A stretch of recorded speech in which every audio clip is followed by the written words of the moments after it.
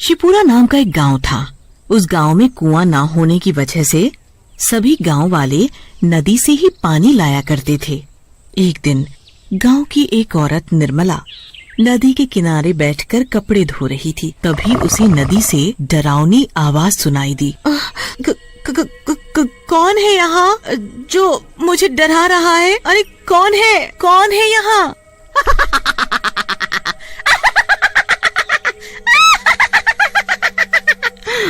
मैं हूँ, मैं। चुड़ैल भागो यहाँ से, भाग जाओ यहाँ से। निर्मला अपने कपड़े छोड़कर गांव में भाग जाती है। अरे ओ गांव वालों, सुनो, उस नदी पर मत जाना। उस नदी में एक चुड़ैल है। अरे क्या बोल रही हो बहन? चुड़ैल नदी में? सुबह ही तो हम सभी औरतें उस नदी से पानी भरकर लाई हैं, तब तो कोई चुड़ैल हमें दिखाई नहीं दी। कहीं तुम नींद में तो नहीं हो? अरे तुम लोगों को मेरी बातों पर यकीन नहीं है ना, तो खुद ही जाकर देख लो। हाँ भाइयों, चलो तो जरा नदी पर, हाँ, देखें कैसी चुड़ैल है। सभी गांव वाले नदी पर जाते हैं, पर वहाँ कोई चुड़ैल नहीं दिखती। अरे यहाँ तो कोई चुड़ैल मुड़ैल नहीं है, निर्मला को कोई वहम हुआ होगा। चलो भाइयों, अपना अपना काम करें, हाँ? गांव वालों को नदी पर कोई चुड़ैल नहीं दिखती। फिर सभी लोग वहाँ से चले जाते हैं। अगले दिन सुबह सुबह सभी नदी पर आते हैं। कोई पानी भरने आता है, कोई कपड़े धो रहा होता है, तो कोई उसमें नहा रहा होता है। चुड़ैल नदी के अंदर थी, तो वो ये सब देख रही थी। ये सभी गांव वाले फिर नदी पर आ गए। ये ऐसे नहीं मानेंगे, इनका कुछ न कुछ तो करना पड़ेगा। तभी नदी पर गांव का एक आदमी सुखिया नहाने के लिए आता है। जैसे ही सुखिया नदी में नहाने के लिए अंदर घुसता है, नदी में अंदर बैठी चुड़ैल उसका पैर पकड़ लेती है। अरे अरे अरे अरे मेरा पैर किसने पकड़ा है? कौन है भाई नदी के अंदर? बचाओ बचाओ बचाओ! चुड़ैल सुखिया का पैर पकड़कर नदी के अंदर खींच लेती है और फिर सुखिया को नदी के बाहर फेंक देती है। सुखिया बेहोश हो जाता है। गांव के कुछ लोग सुखिया को वहाँ पड़ा देखते हैं। सुखियो, ये तुम्हें क्या हुआ? अरे ये तो बेहोश है, इसे इसके घर ले चलो। जब ये होश में आएगा तभी कुछ बताएगा कि ये बेहोश कैसे हुआ है। सभी गांव वाले उसे उठाकर उसके घर ले जाते हैं। जब सुखिया होश में आता है तो उसके साथ क्या हुआ सब बताता है।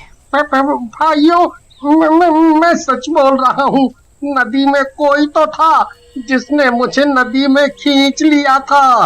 अरे ये क्या हो रहा है? पहले निर्मला और अब ये सुखिया, तुम दोनों का दिमाग तो नहीं खराब हो गया? तुम लोग मेरी बात पर यकीन क्यों नहीं करते? मैं सच बोल रहा हूँ। अरे भाइयों, देख नहीं रहे कितनी भयंकर गर्मी पड़ रही है। गर्मी की वजह से सुखिया बेहोश हो गया होगा और कुछ नहीं। हाँ, तुम सही बोल रहे हो। ये सुखिया तो कुछ भी बोले जा रहा है। फिर सभी गांव वाले वहाँ से चले जाते हैं। कोई भी सुखिया की बातों पर यकीन नहीं करता। फिर भी सभी लोग नदी पर जाते, वो भी वहीं कपड़े धोने लगती हैं। तभी उस चुड़ैल की भयानक आवाज आती है और सभी औरतें वहाँ से भाग जाती हैं। ये लोग नहीं मानेंगे, इनका कुछ तो करना होगा। हाँ। नदी पर जो कचरा पड़ा होता है, वो कचरा उठाकर आधी रात को चुड़ैल गांव वालों के घर पर फेंक आती है। अरे सत्यानाश हो उसका, जिसने मेरे घर पर ये कूड़ा फेंका। अरे कोई है? मेरे घर पे कूड़ा किसने फेंक दिया? देखो जी, किसी ने हमारे घर पर इतना सारा कचरा फेंक दिया है, भला बताओ। ये सब देखकर पारो और मुरली गांव वालों से लड़ने लगते हैं। वो चुड़ैल फिर से आधी रात को नदी से निकलकर गांव में आती है और अब की नदी से ढेर सारी कीचड़ उठाकर शंकर के घर पर फेंक कर चली जाती है। सुबह होते ही रानी, ये अजीब सी बदबू कहाँ से आ रही है? हाँ जी, बदबू तो मुझे भी आ रही है। ये बदबू शायद बाहर से आ रही हो। दोनों बाहर जाकर देखते हैं तो उनके घर पर ढेर सारी कीचड़ पड़ी होती है। ए, ये कीचड़ किसने डाला मेरे घर पर? इसकी इतनी हिम्मत! ओए, क्या हुआ शंकर भाई, क्यों शोर मचा रहे हो? ए, अरे भाई जरा यहाँ देखो, किसी ने मेरे घर पर ये कीचड़ डाल दिया है। पता नहीं कौन है वो, अगर पता चल गया ना छोड़ूंगा नहीं उसे। हाँ। शांत रहो शंकर भाई, किसी ने तुम्हारे साथ मजाक किया होगा। कोई बात नहीं, अभी तो मैं चुप हूँ, पर अगली बार ऐसा कुछ हुआ ना तो उसे छोड़ूंगा नहीं। हाँ। सभी गांव वाले वहाँ से चले जाते हैं। जब रात को सभी गांव वाले सो जाते हैं तो नदी वाली चुड़ैल फिर से गांव में आती है। जब वो चुड़ैल कूड़ा उठाकर लोगों के घरों पर फेंक रही होती है, तभी गांव का एक आदमी किशन लाल अपने घर की खिड़की से उस चुड़ैल को कूड़ा फेंकते हुए देख लेता है। हमारे गांव में चुड़ैल, पर ये चुड़ैल यहाँ क्या कर रही है? अच्छा, अब पता चला, ये चुड़ैल ही थी तो सभी के घरों पर कूड़ा कचरा डाल जाती है। सुबह होते ही ये बात गांव वालों को बतानी पड़ेगी। भूरा के घर पर चुड़ैल कूड़ा डाल कर गई तो वो भूरा सभी गांव वालों से लड़ रहा होता है। हद हो गई अब तो, ये रोज रोज कौन कूड़ा कचरा डाल जाता है, कभी किसी के घर तो कभी किसी के। आज उसने मेरे घर पर कूड़ा डाला, उसकी इतनी हिम्मत, एक बार हाथ लग जाए छोड़ूंगा नहीं उसे। हाँ। किशन लाल ने रात में चुड़ैल को देखा था, तभी वो वहाँ आ जाता है। रुको रुको रुको, तुम सभी लोग लड़ना बंद करो। तुम सभी के घरों पर कूड़ा अपने गांव में किसी ने भी नहीं डाला। ये क्या बोल रहे हो तुम? मेरे घर पर किसी ने भी कूड़ा नहीं फेंका तो किसने फेंका? जल्दी बताओ जल्दी। हाँ हाँ, बताता हूँ। पहले तुम सब सरपंच जी के घर चलो, वही बताऊंगा सब। फिर सभी मिलकर सरपंच जी के घर जाते हैं। क्या बात है, तुम सभी लोग एक साथ यहाँ? सरपंच जी, बात ही कुछ ऐसी है कि सभी को यहाँ आना पड़ा। हाँ हाँ, बोलो ना। सरपंच जी, हमारे गांव में चुड़ैल है जो उस नदी के अंदर से आई थी।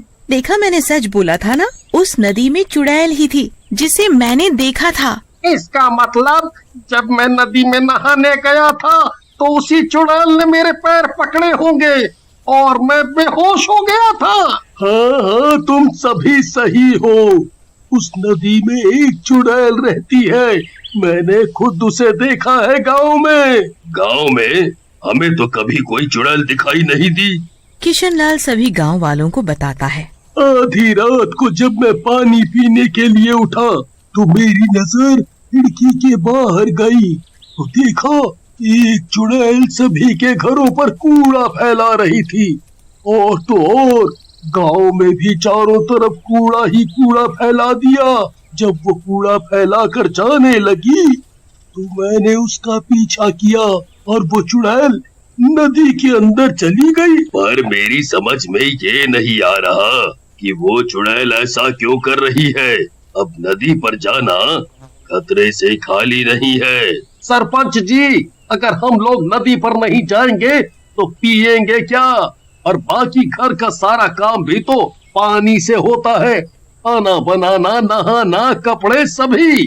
हाँ सरपंच जी, शंकर सही बोल रहा है, हमारे घर की औरतें नदी पर कैसे जाएंगी? और तो और पूरे गांव में एक भी कुआं नहीं है, अगर कुआं होता तो इतनी परेशानी नहीं होती। ये तो बहुत बड़ी समस्या है। मैं सोच रहा था कि किसी तांत्रिक बाबा को बुलाया जाए गांव में, वो ही कुछ कर सकते हैं। अब सभी गांव वाले सरपंच की बात मान लेते हैं और सरपंच जी एक तांत्रिक बाबा को बुलाकर सारी बात बताते हैं। अच्छा, इसलिए तुमने मुझे यहाँ बुलाया। तुम चिंता मत करो, हम सब ठीक कर देंगे। अगर चाहते हो कि वो चुड़ैल नदी छोड़कर भाग जाए, उसके लिए हमें गांव के बीचों बीच बैठकर हवन करना पड़ेगा। हवन की सारी तैयारियां हो जाती हैं।